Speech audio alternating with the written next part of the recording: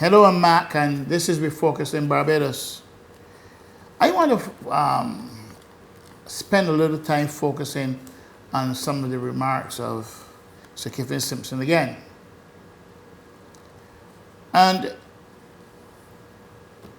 you see, Sir Kevin Simpson's statement reinforces what I have been saying for a while, and it is that our democracy has been bastardized. We have no alternative, he says, because we the people have no constitutional recourse. We elected them, so we got to wait to 5 years, and then we go to the polls. And if they wave their magic wand, we let them stay. I want to ask a question. Has there ever been a time in our history when there was constitutional change?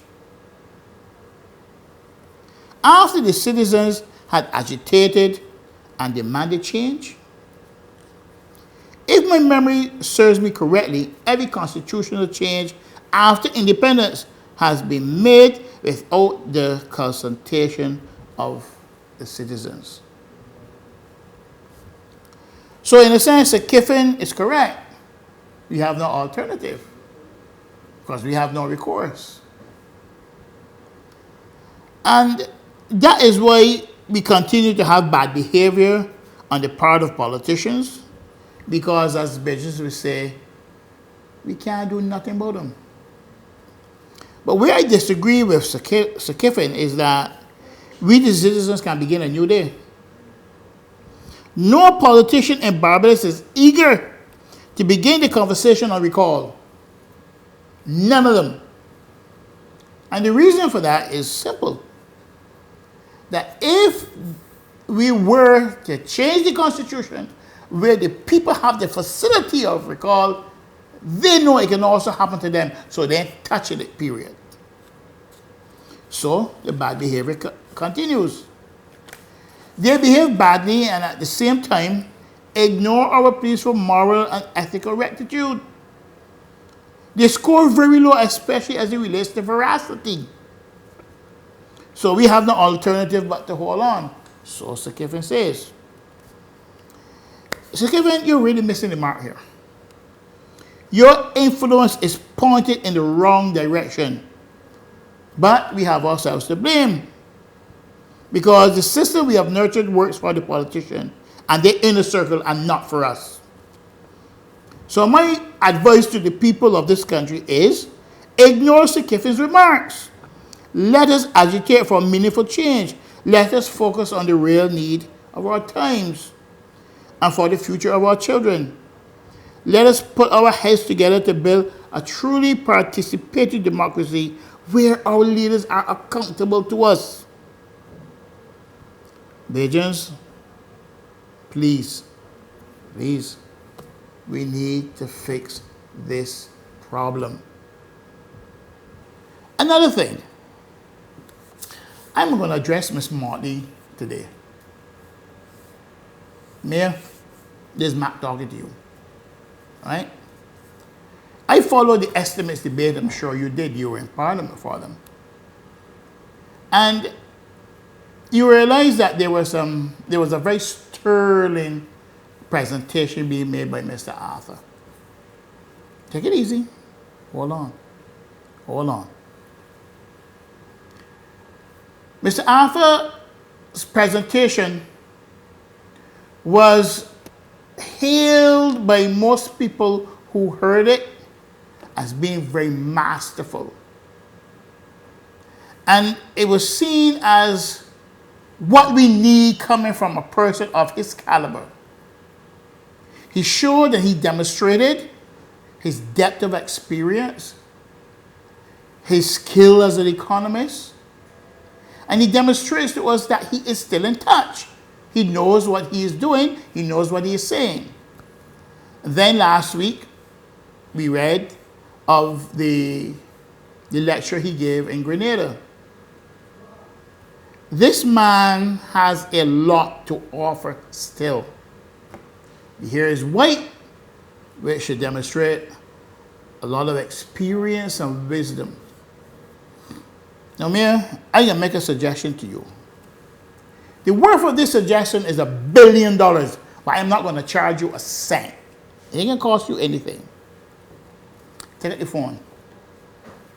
Call Owen. So I'm going to say, if you do it, you're going to appear to be weak down through. It shows that you are comfortable in your own skin. I think a lot of Barbadians will be comfortable, right, with him putting his hand on the plow to help to bring this country back from where it is. If you can do that, it shows that you're a very big person. I know people around you say, man, you don't need he, man, you do that, you can show you're weak. Mayor, it's not about you or the people around you, but it's about us. It is about what we are experiencing. He is no monster. Go for the man. If you don't want to get the phone and call, you got people that are in contact with him that you could ask them to set it up. As you would know, you're a lawyer, you would know that anything can be negotiated. And I'm saying this against the backdrop that when I started this business, I was having problems producing a good choice bread, or what we call it like sweet.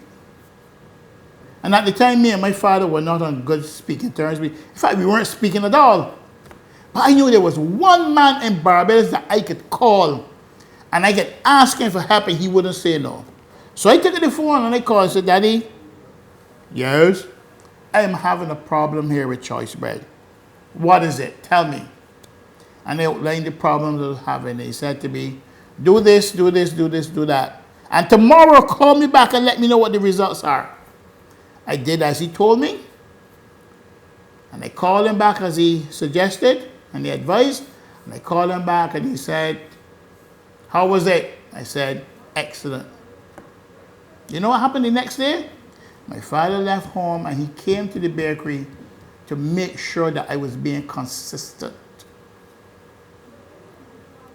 Mr. Alpha has a vested interest in this country. You need to hit the ground running. And you need some of the best brains in this country to help pull it out because it's in a mess. Kiffin Simpson says that, so Kiffin rather says that we are spending 70 cents every dollar on debt. That's a whole lot. Imagine a housewife having $100 or $200 a week, and out of that, she has to spend $140 on food. She still has to pay rent. She still has to send to school her kids. You know what's happening to that housewife? She's in trouble, just like this country. Go for the man. Or send for him. It is not about me and Motley. It is not about Owen Arthur. It's not about the people around you who are going to tell you, no, don't have anything to do with him. It's about us, Barbadians, and what we need at this time. It's going to show that you're a big person. And furthermore, the people who have most to lose, or most to gain in this sense, be the ones who would tell you, don't move. But you got to ask yourself a question. How many of those people around you own a box carrot?